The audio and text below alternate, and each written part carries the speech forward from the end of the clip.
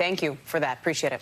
Joining me now is Massachusetts Congressman Jake Auchincloss, a Democratic member of the House Transportation and Infrastructure Committee and vice chair of the Financial Services Committee. He also served in the U.S. Marine Corps. Congressman, thank you for being on the show this afternoon. It's good to be on. Can you give us a sense of your reaction to the images that we're seeing in Bucha this morning? These images and the reports that accompany them are strongly indicative of war crimes.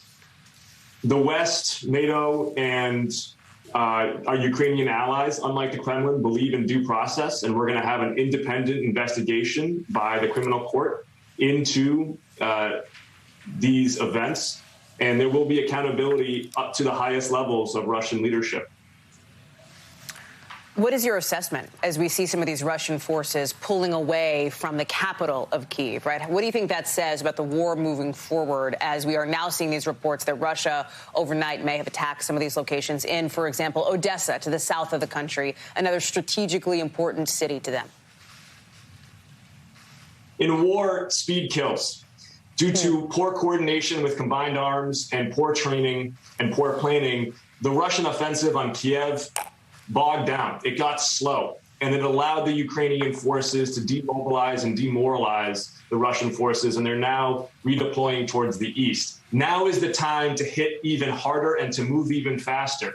There's been a tremendous amount of focus on U.S. support for Ukrainian firepower. That's appropriate, and we should be providing them every weapon up to and including S-300s and airplanes that they need to close their skies and hit Russian forces hard. But we also need to be enabling them to move with speed.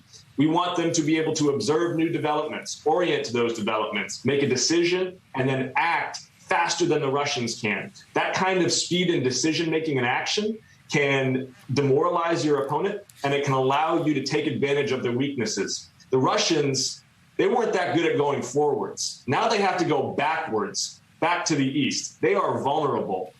Through paramilitary support, through electronic warfare, through actionable intelligence sharing, through lethal aid, we need to allow the Ukrainians in the next 2 weeks to hit hard and to hit fast.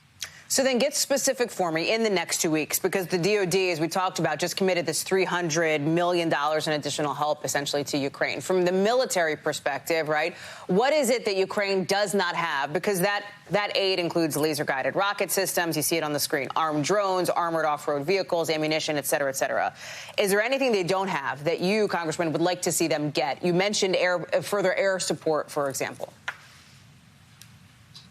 I was at a classified briefing last week with administration officials where we went into the details of our lethal aid to Ukraine. I left that briefing with confidence that the degree of support I outlined more than a month ago that we need to be providing Ukraine, again, both surface to air as well as surface to surface attacks, we are providing them. Let me be more specific on a different front, though. Electronic warfare. I've been a Marine officer forward deployed. I've been a cybersecurity manager. I've seen how effective it can be when you are jamming radios, when you are impairing computer systems that control logistics and surface-to-air communications, how much that slows down decision-making. I'd like to see the United States and our NATO allies step up targeted electronic warfare attacks on Russian forces in Ukraine so that as they're moving backwards, as they're already slowing down in their ability to make decisions and to act, we are further immobilizing them and making them sitting ducks for Ukrainian special operations. You recently said that you think the U.S., as we look at the international diplomatic picture here, should consider sanctioning China, right, or at least threatening those sanctions. You said that China needs to know they cannot sit on the sidelines of history. Do you believe sanctions would compel them to do that, or the threat of sanctions, or is that a possibility that runs the risk of making the tension with China right now worse? For decades now, China has been asserting to the rest of the world that they are a great nation and a superpower. Great nations do not sit on the sidelines when atrocities are being committed. It is time to hold China to account for its own rhetoric.